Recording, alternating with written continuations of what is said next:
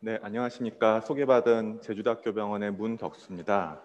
앞서 소개해 주신 것처럼 저는 이제 서울의 이렇게 삼성발달센터, 서울특별시 어린이병원에서 자폐 환자들을 주로 보는 이렇게 진료를 했었는데요. 그 센터에서도 이제 Center for Autism and Neurodevelopmental Disorder, 캔두라는 센터를 같이 운영했던 경험이 있습니다. 작년에 이제 제주대병원으로 좀 내려오면서 제주도에서도 좀 어떤 역할을 좀 할 수 있을까 참 고민하던 차에 또 이런 심포지움을 준비해 주신 여러 관계자분들께 감사드리고 또 이렇게 초청해 주셔서 감사의 말씀드립니다. 주제에 대해서는 문제행동의 이해와 지원에 대해서 많은 부모님들께서 요청이 있으셔가지고 맡게 되었고요. 저 역시 매일같이 진료 현장에서 하루에도 정말 몇십 명의 아이들과 부모님들과 함께 고민하고 있는 주제이기도 합니다. 오늘 좀 그런 고민들을 나누고 좀 앞으로의 방향을 좀 살펴볼 수 있는 기회가 되면 좋을 것 같습니다. 먼저 한번 같이 상상을 해보려고 합니다. 우리가 원하는 것이 있는데 말을 할 수가 없어요. 며칠 동안 어떻게든지 표현하려고 하는데 아무도 알아듣지 못해요. 그때의 좌절감을 한번 상상해 볼 수 있을 것 같고요. 아직도 좌절 안 하셨다면 통증이 있다고 더 한번 상상을 해봅시다. 참기 어려운 매우 심한 통증. 하지만 역시 말을 할 수가 없고 어떻게든 표현해야 되고 소리도 질러보고 울어도 봅니다. 밀어도 보고 흔들어도 보고 때로는 세게 부딪혀가지고 피가 날 때까지 해보기도 합니다. 하지만 아무도 당신을 이해하는 사람은 없습니다. 이때쯤이면 어떻게 스스로를 때리고 남을 때리는 우리 자폐 아이들의 행동들이 좀 이해가 될까요? 좀 안타깝게도 자폐인의 한 3분의 1 정도는 결국 좀 말을 하지 못하게 되는 경우들이 있고요. 그 3분의 2 정도도 어느 기간 동안에는 이런 충분한 의사소통을 할 수가 없고 그 때문에 아이들이 이런 것들을 표현하지 못하고 상상해 본 이 순간에서의 좌절감과 어떻게든 행동으로 표현하게 되는 이런 시기가 있기 마련입니다. 그래서 오늘 주제는 자폐와 문제행동이 왜 중요한지, 그리고 문제행동이 어떤 기능과 의미를 가지는지, 어떻게 도와줄 것인지, 어떻게 협력할 것인지에 대해서 이야기를 나누고자 합니다. 첫 번째로 왜 중요한지 보겠습니다. 많은 아이들이 이 문제행동으로 인해서 실제로 다치기도 하고요. 다른 사람도 다치게 할 때도 있고요. 이로 인해 가지고 교육 상황에서 좀 박탈이 되는 경우도 있습니다. 학교에서도 더 이상 아이를 돌보기가 어렵다. 어린이집에서도 그런 경우들이 있고요. 어쩌면 더 많은 교육과 더 많은 사회적인 필요한 아이들이 기회에서 더 멀어지게 되는 결과를 가지게 되죠. 가족들이 가장 힘들어하는 부분도 이 부분입니다. 때로는 이렇게 아이를 키우면서 생기는 갈등으로 인해서 부모님들 간의 갈등으로 번지기도 하고요. 이혼이라든지. 특히 작년 같은 경우는 저희 제주와 광주에서 정말 가슴 아프고 먹먹한 소식이 있었죠. 문제 행동이 많은 자폐인의 특히 코로나로 인해서 더 이상 돌봄과 연결이 차단된 그런 상황에서 이제 보호자분과 아이가 함께 이렇게 죽는 그런 먹먹한 사건이 있었는데요. 어떻게 문제 행동으로 인해서 가정이 정말 힘들어지는 이런 사례인 것 같습니다. 사회 국가적으로 비용도 증가하고요. 그 문제 행동은 참 여러 종류들이 있지만 크게 좀 세 가지로 좀 나눠볼 수가 있을 것 같습니다. 첫 번째는 고위험 행동입니다. 가장 힘든 부분이기도 하죠. 자해 또는 타해 행동으로 나타나게 되는데요. 물기, 때리기, 머리치기, 핥히기, 눈 찌르기 이런 것들도 나타날 수가 있습니다. 제일 좀 어려운 부분인 것 같습니다. 두 번째로는 좀 방해 행동이라도 부를 수가 있는데요. 이는 주로는 상호작용의 어떤 결함으로 나타나는 경우가 많습니다. 울고 소리 지르고 말하기를 거부하거나 자리를 이탈하거나 충분히 의사소통을 하지 못함으로써 나타나는 행동이 되겠습니다. 상동행동을 또 볼 수 있는데요. 이 상동행동은 자폐 스펙트럼 장애 진단 기준이기도 하지만 실제로 문제행동으로 나타나기도 하죠. 이런 것들은 아이들이 어떤 자기 자극을 추구하는 또는 피하고자 하는 이런 행동과 관련된 게 많은데요. 반향어, 어떤 말을 따라하는, 그리고 손뼉치고 몸 흔들고 때로는 틱 같은 행동들도 동반된 경우도 있습니다. 문제행동이 그럼 얼마나 많은가? 한 연구에서는 대부분의 아이들이 이런 문제 행동을 좀 가지고 있다는 것도 있었는데요. 오티즘 스픽스라는 지금 세계에서 가장 큰 오티즘 단체입니다. 여기서는 이제 그 정보들 지금 모으고 있는데 여기서 이제 6,800명 이상의 등록된 정보들을 봤을 때 여기 있는 것들을 보시면은 절반 이상의 아이들이 가지고 있는 걸 볼 수가 있습니다. 이렇게 수면 문제 한 40% 정도, 시기 문제 60%, 불안 60%, 그리고 이제 어그레션, 어떤 공격성도 한 절반 정도, 자해 32%, 반복적인 행동들 뭐 70% 정도 가까이 되고요. 과잉 행동도 뭐 70%, 이런 부분들을 볼 수가 있습니다. 사실 저희 정신건강의학과에서는 이 중에 하나만 가지고 있어도 오는 경우들이 많습니다. 근데 이제 저희 자폐 스펙트럼 장애 아이들은 다른 것들도 어렵지만 이런 것들도 복합적으로 가지고 오는 경우들이 많이 있는 거죠. 그 중에서도 가장 힘든 부분이 어그레션, 이 공격성인데요. 이 공격성에 대한 연구를 보면은 역시 나이가 들면서 좀 줄어들기는 하지만 역시 한 50% 정도에서도 경험을 하게 됩니다. 나이가 들면서 좀 아이들의 전두엽도 발달하고 좀 브레이크 기능도 생기고 의사소통도 늘어나면서 좀 줄어들긴 하지만 또 이때에서의 또 문제점은 아이들 덩치가 더 커지고 좀 더 상대방이 위협적으로 느낄 수 있기 때문에 좀 어려운 부분이 있습니다. 보호자에 대한 공격성도 한 70%, 다른 사람에 대한 것도 절반 정도. 아마 이 부분 때문에 우리가 문제 행동을 가장 중요하게 생각하고 많이 도움이 필요한 것으로 이해할 수가 있겠습니다. 문제 행동 그렇다면 왜 생기는가? 자폐 장애가 이제 앞서 신 교수님께서 말씀하신 뇌랑 관련된 문제이기 때문에 일단 생물학적 원인을 생각을 해봐야 되고요. 뇌기능의 이상과 다양한 정신의학적 공존 질환, 발달의 지연, 아이들이 좀 발달하면서 그 상황이 변화되기도 하고 이제 뭐 사춘기 때 여러 가지 신체 변화와 호르몬 변화에 따라 나타나기도 합니다. 질병 및 통증이라든지 타고난 기질과 관련되기도 하고요. 환경적인 요인, 아이에게 맞지 않는 어떤 환경이 있거나 또 이제 비일관적인 양육이라든지 잘못된 대처로 인해서 어떤 이제 이거가 맞물리면서 아이의 어떤 감정, 생각, 감각, 행동 이런 것들이 복합적으로 작용하게 되고 어떤 문제 행동이라는 것으로 나타나게 됩니다. 문제 행동이라는 거가 참 겉으로 나타나는 행동은 어떻게 보면 심플할 수 있지만 자폐에게 미치는 여러 가지를 생각해도 참 복잡한 것들을 떠올리지 않을 수가 없습니다. 자폐 같은 경우는 우선 인지적인 어려움이 같이 있는 경우들이 있고 유전학적인 문제들, 어떤 세로토닌 같은 호르몬의 어떤 다름, 이제 면역 시스템의 좀 다름, 뇌의 사이즈의 다름, 어떤 뇌파의 이상, 경기, 뭐 변비, 불안, 그리고 뭐 과잉 행동. 이 가운데 있는 자폐 핵심 증상 외에도 이런 것들을 함께 고려했을 때 아이도 문제 행동을 좀 파악할 수가 있는 것인데요. 우리가 이제 아이들도 감정이 있고 그리고 감정은 또 행동을 만들죠. 근데 자폐 아이들이 정서 조절은 또 우리아들에게 좀 더 어려운 부분이 있을 수 있습니다. 감정의 어떤 기능 부분에서 좀 미성숙할 수가 있고요. 좀 부정적인 감정에 좀 더 강하게 느끼는 경우들이 있습니다. 생리적으로 민감성도 좀 높아서 좀 과각성 상태를 좀 타고나는 경우들이 있습니다. 자폐 아이들 연구를 보면은 이 심장 박동수가 일반인도 좀 빠르다고도 연구되어 있고요. 뇌신경 회로에서도 감정을 발생시키는 편도체와 이것을 조절하는 전전두엽의 어떤 기능과 연결의 이상들이 나타나기도 합니다. 기타도 감각적인 문제들도 있을 수 있고요. 한 70% 정도에서는 또 동반된 정신건강 문제가 함께 있는 경우들이 있고요. 이 정보 처리에서도 특히 사회적 정서적 큐에 대한 인식을 잘 못하기 때문에 이것을 오해석하고 아이가 필요 이상으로 어떤 불안이나 분노를 느끼게 되는 경우들도 있습니다. 또한 인지적인 요소 부분에서 어려움이 있죠. 이걸 어떻게 문제를 해결해야 되는 것인지, 때로는 아이만의 경직된 어떤 특성으로 그것을 접근했을 때 융통성이 발휘되어야 되는 환경에서 어려움을 겪게 되기도 합니다. 아이들이 어떻게 보면 이런 정서 조절의 어려움도 우리가 놓치지 않아야 될 부분인 것 같습니다. 또한 문제 행동을 일으키는 동반 정신질환들도 여러 번 반복되고 있는데요. 그중에서 ADHD는 좀 상당수가 가지고 있는 경우가 많습니다. 과잉 행동, 충동성, 또 막 분노 발작 이런 거 연관될 수가 있고요. 불안장애, 강박장애도 생각보다 굉장히 흔합니다. 어떤 벌레라든지 이런 걸 무서워하는 단순공포증도 제일 흔하고요. 이제 아이들의 어떤 상동 행동과 그리고 이제 어떤 불안과 강박에 의한 행동을 또 구분하는 게 필요합니다. 이런 것들은 또 적절한 치료를 받아야지 좋아지고요. 틱과 어떤 뚜렛 장애 이런 것들도 한 10% 전후에서 좀 발견되는데 역시 막 물고 막 찡그리고 막 냄새 킁킁 맡고 이런 것들은 자폐 특성적인 어떤 자기자극 행동과 구별이 어려울 수도 있습니다. 하지만 이런 틱에 관련된 건 또 치료가 좀 가능한 부분이 있고요.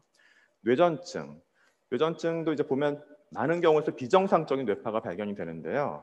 특히 한 4분의 1 정도는 실제로 뇌전증, 예전에 경련이라고 하죠. 그런 것들을 경험을 하게 됩니다.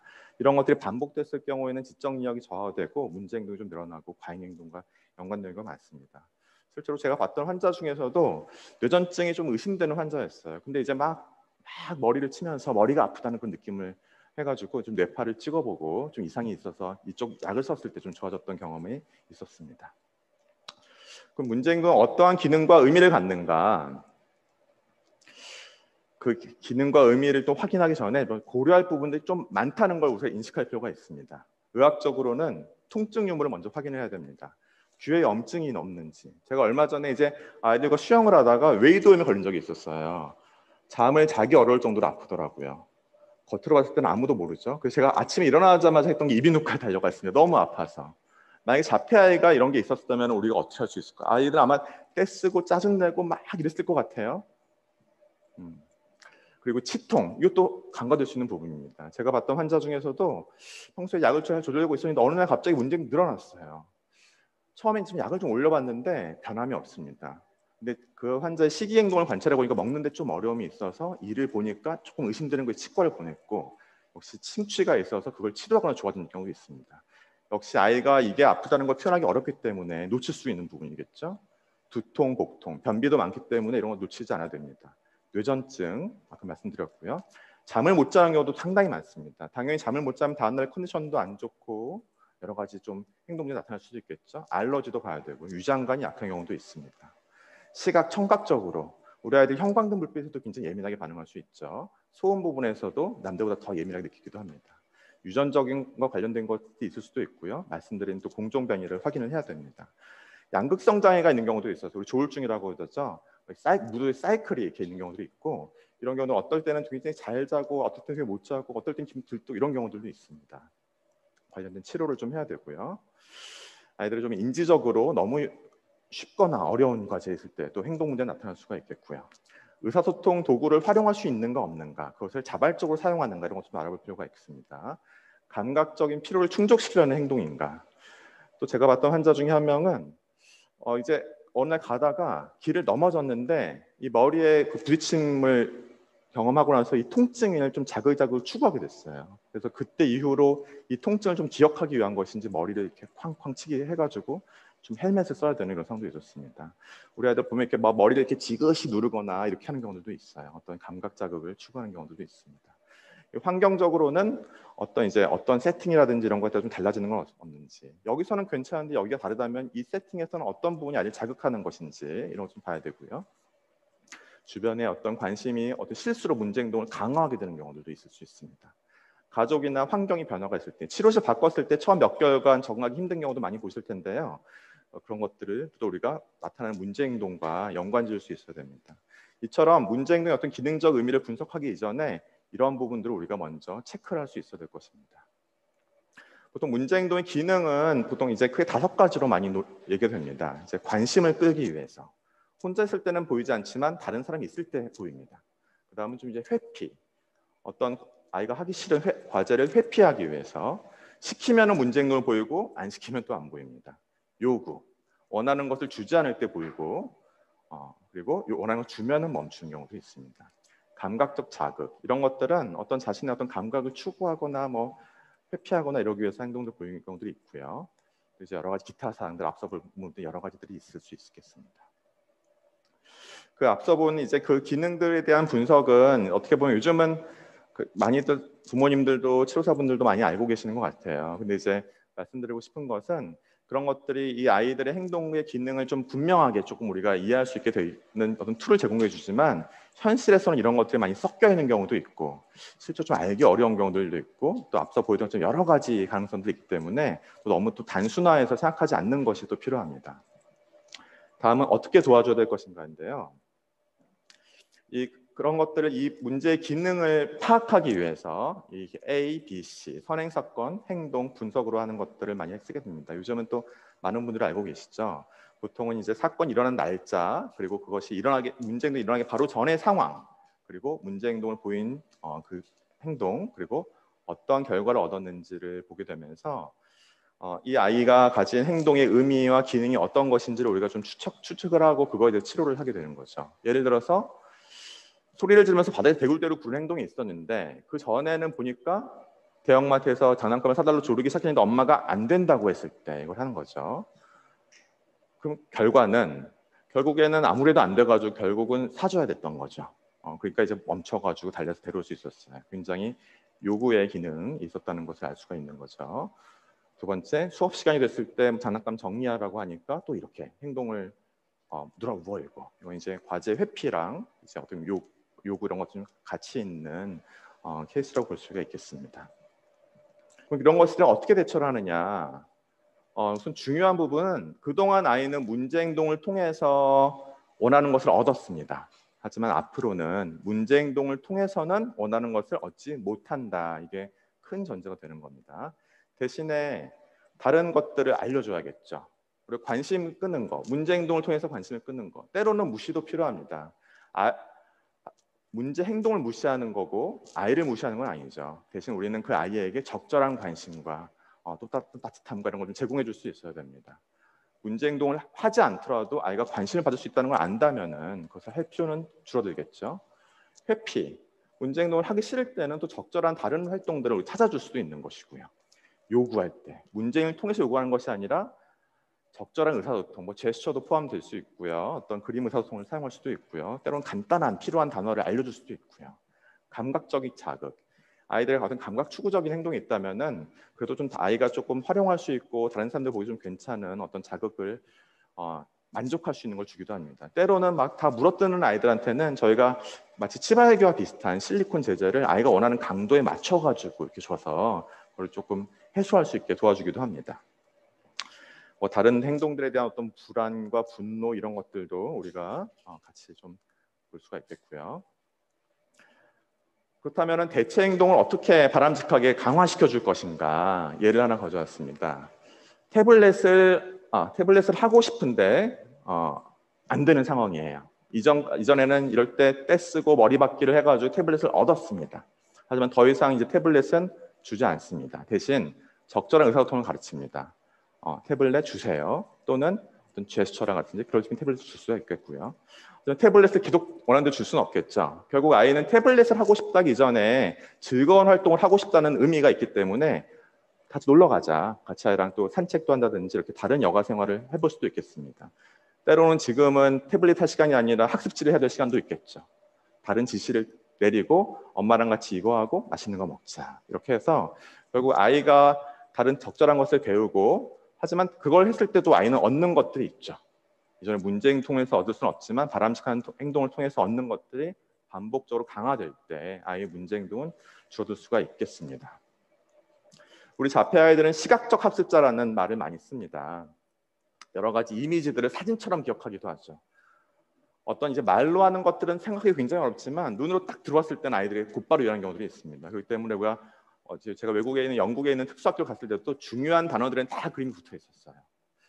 요즘 코로나19 관련돼 가지고 이제 우리 아이들도 언젠가 검사를 받을 일이 있겠죠. 이제 이런 게 나와서 제가 참 소개를 해드리고 싶었습니다. 아이한테 증상을 물어봐야 되죠. 말로 하기 어렵죠. 현재 어떻게 아프니? 그림을 짚으면서 무엇을 수 있고요. 이 중에서 한번 골라볼래? 열나요? 기침나요? 이렇게 아이가 말을 하지 못해서 포인팅으로 해가지고 증상을 파악할 수가 있습니다. 코로나 검사해보면은 입에도 찌르고 코에도 찌르고 이게 상당히 아픕니다. 만약에 아이가 예상하지 못하는 상황이라면은 들어갈 때부터 막 거부를 할 것이고 그걸 누군가가 막고 머리를 잡고 그 다음에 코 찔렀을 때만 아이가 문제가 나타날 수 있겠죠. 하지만 아이한테 이렇게 그림으로 미리 설명을 해주고 상담을 열재고 이걸 할 거라고 알려준 다음에 아이가 시각적으로 딱 인식을 한 다음에 들어갔을 때는 문제 행동 없이 이런 것들을 할 수 있겠습니다. 어떻게 보면 우리가 아이에게 어떻게 맞춰주지 못해서 발생하는 문제 행동을 아이의 특성을 잘 활용해서 우리가 도와줄 수 있다면 문제 행동 많은 부분들을 줄일 수가 있는 것이죠. 사회성 이야기라는 것이 있는데요. 조금 더 기능이 괜찮고 좀 인지적으로 좀 설명이 가능한 아이들에게 쓰기 좋습니다. 우리 아이들 스케줄이 변할 때 굉장히 짜증나고 막 때리거나 이런 행동들이 있을 수가 있어요. 왜냐하면 예측까지 하지 못하는 가능성에 대해서 굉장히 감정적 어려움 겪는 것도 있거든요. 그거에 대한 설명문이 예시입니다. 학교에서는 여러 선생님들과 함께 공부하는데 담임 선생님도 계시고 다른 선생님도 계시다. 가끔 선생님이 아플 때도 있고 출장 갈 때도 있는데 다른 선생님이 올 수도 있다. 이런 설명을 아이가 듣는 거죠. 조망문, 평소와 달리 다른 선생님과 공부하게 됐을 땐 기분이 나빠질 수도 있는데 그렇다고 내가 친구들을 때리면 친구들도 아파한다. 지시문, 나는 선생님들과 공부할 때 다른 선생님과 공부할 때 때리지 않고 공부할 수 있다. 조절문, 나 스스로의 감정을 조절하기 위해서 내가 좋아하는 뽀로로도 잘 지내는 것처럼 나도 할 수 있다.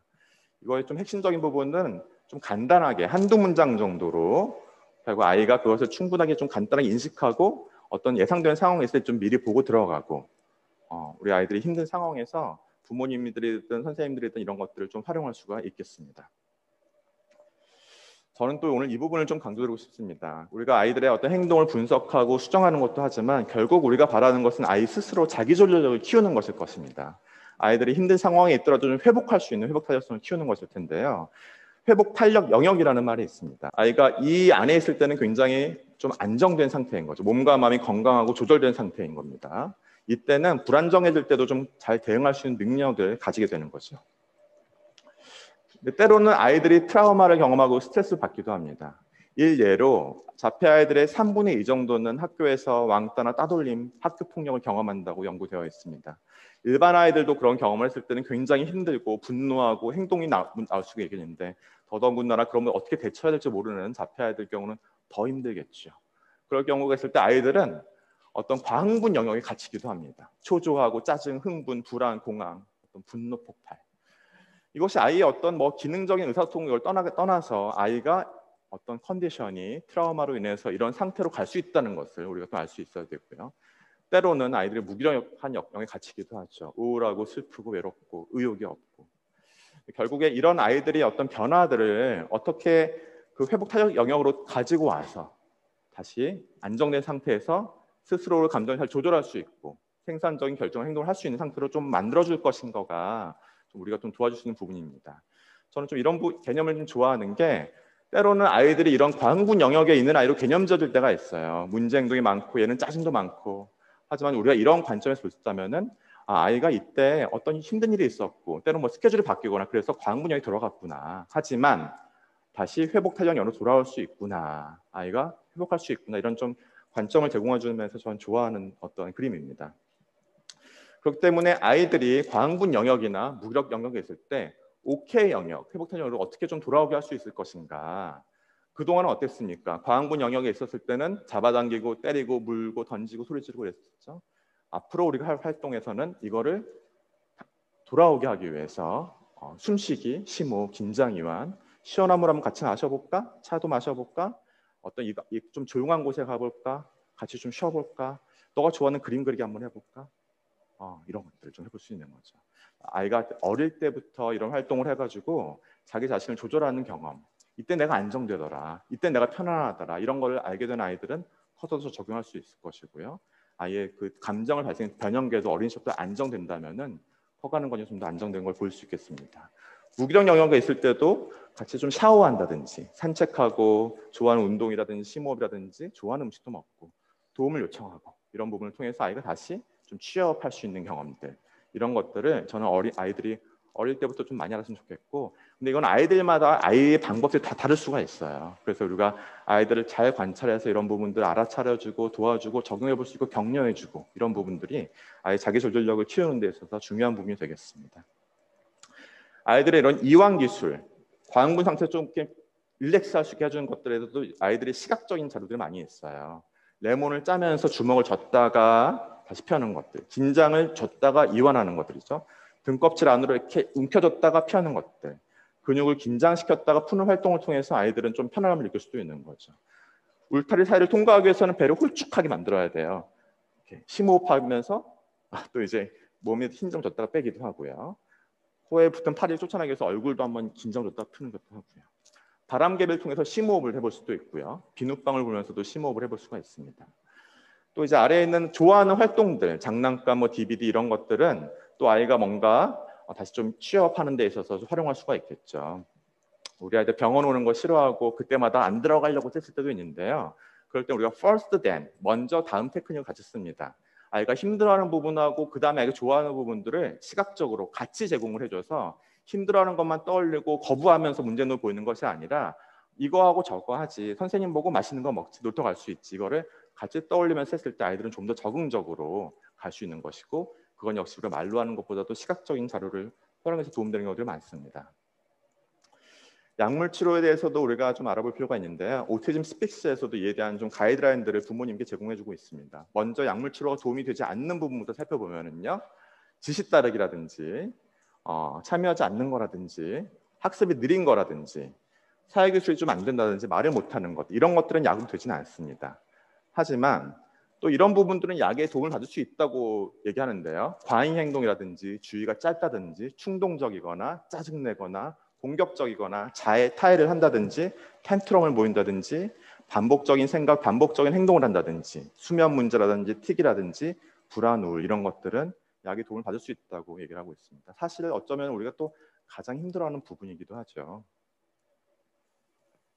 약물 치료의 종류를 봐야 되는데요. 그건 좀 여러 가지들이 있습니다. 근데 이걸 해야 되는 이유들은 보통은 대부분의 3분의 2 정도 아이들에서 공존 질환이 있기 때문인데요. ADHD라는 조울증이라든지 주의력 결핍, 과잉행동 충동성이라든지 불안, 우울, 감정 기복, 강박, 틱, 수면 문제, 상동행 이런 것들도 좀 나타나게 되죠. 결국 문제 행동이라는 또 다른 표면적인 문제로 나타나게 됩니다. 근데 자폐에서는 우리가 진단적 음영화라는 단어가 있는데 이것은 자폐라는 진단이 있을 때 다른 진단들을 잘 발견을 못하는 거예요. 자폐라는 그림자에 갇혀버려가지고. 그래서 이제 어떤 부모님들도 이런 경우들이 있어요. 아, 이거 다 그냥 자폐 증상이려니. 이것도 마찬가지로 불안하거나 ADHD가 있거나 그럴 땐 다른 부모님 같은 경우에 조그만 증상이 있어도 좀 치료를 받으러 오십니다. 자폐 부모님들께서는 좀 공감되는 부분도 많죠. 근데 이제 내가 이 정도는 잘 견딜 수 있어요. 이러면서 치료를 조금 미루시는 경향이 있습니다. 사실 어떻게 보면은 부모님들께서 이런 걱정도 하고 계시는 것 같아요. 내가 아이에게 약물을 주는 것은 아이 이런 문제들 내가 힘든 부분이 있는 거를 줄이는 걸로 생각을 하시고 그거에 좀 죄책감을 경험하신 경우도 있는 것 같습니다. 그래서 저는 그렇게 말씀드리고 싶지 않고요. 이것은 아이를 도와주고 아이를 좀 더 편안하게 위해서 도와주는 겁니다. 그 자폐인으로서 가장 유명한 이제 템플 그랜딘도 본인이 이제 그 항우울제를 먹는다고 이제 얘기를 했는데요. 자기가 그 공황 장애가 왔을 때 그 자신의 공황 장애를 유일하게 멈춰준 더 온리싱이 그 항우울제의 소량이라고 얘기를 했고요. 본인뿐만 아니라 자기 주변을 프로작이라는 항우울제가 구원했다 이런 표현까지도 했었습니다. 아이들이 불안할 때 그것을 도와주지 않는다면은 또 얼마나 속상한 일이겠습니까? 부모님 입장에서 우리가 이런 부분들을 니글렉트 무시하지 않도록 주의를 해야 됩니다. 리스페이돈 같은 경우도 그런 대표적인 약인데요. 왼쪽 보시면 이제 플라시보보다 이렇게 어떤 아이의 자기자극성을 이렇게 줄여주는 모습을 볼 수도 있고요. 오른쪽 같은 경우도 그런 자기자극성 외에도 과잉 행동이라든지 상동이라든지 이런 것들도 좀 줄여줄 수 있는 부분들을 보여주고 있습니다. 위급할 때가 있죠. 때로는 정말 이 상황을 어떻게 하지 이런 상황들이 있을 수가 있습니다.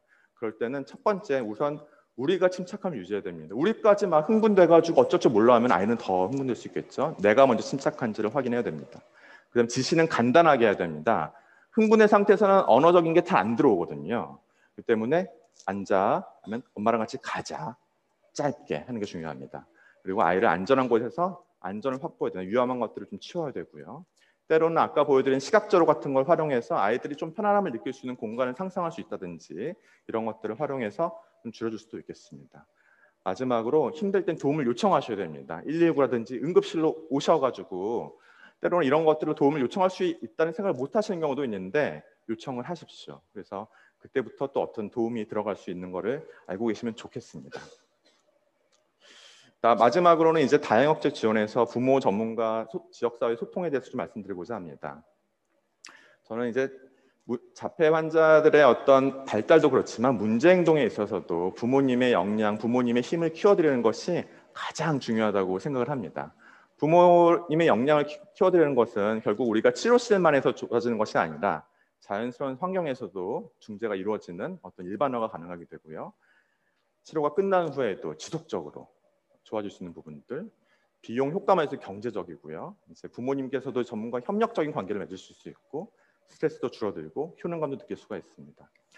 사실 이 부분보다도 우리 한국에서 현실에서는 또 중요한 부분이 하나 있는데요. 바로 이제 치료의 간극입니다. 치료가 있다고 하더라도 이걸 받기 너무 어려워요. 대기간도 너무나 길고 당장 아이들 문제 행동이 심해 죽겠는데 문제는 좋은 치료가 있고 했는데 대기 기간이 2년, 3년 좀 허탈하죠. 그때 우리는 더더욱 이제 부모님들의 역량을 강화시켜도록 그들을 지지하고 이런 거에 많은 에너지를 써야 되고 그것들은 다음과 같은 여러 가지 강점들을 가지고 있기 때문에 좀 꼭 강조해드리고 싶습니다. 부모를 이제 그냥 교육하는 것과 훈련하는 것에 대한 또 차이들의 연구가 있어요. 교육이라는 것은 이렇게 강의로 하는 거고 훈련이라는 것은 실습을 좀 해보시면서 하는 건데요. 보면 이제 부모 교육을 한 군이 하얀색이고 트레이닝 훈련받은 군이 증상이 더 좀 많이 좋아집니다. 그리고 얼마나 좋아졌는 건지를 봤을 때도 부모 훈련을 한 군이 더 많이 좋아진 부분들을 볼 수가 있고요.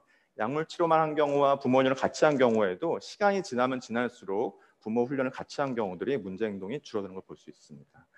국내에서는 좀 소개해드리고 싶은 거가 CS라는 부모 교육이 있고요.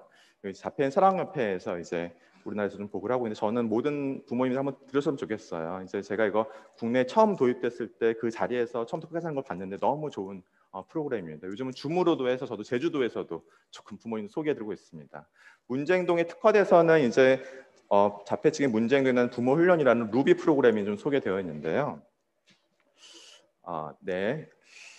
이런 것들은 이제 아까 말씀드린 행동 원리 그리고 일과표를 좀 예측 가능하게 좀 도와주는 것들, 아이들이 좋은 행동을 할 수 있는 어떤 강화물을 어떻게 제공해 줄 것인가, 때로는 계획된 무시를 사용하고 그리고 올바른 지시 따르기 훈련을 알려주고 아이들의 어떤 제스처나 그림 의사소통이라든지 이런 기능적인 의사소통을 도와주는 부분들, 그리고 이런 것들을 어떻게 일반화하고 유지시킬 것인지, 이제 보충으로는 토큰, 섭식, 모방, 수면, 타임아웃 이런 것들이 있는데요.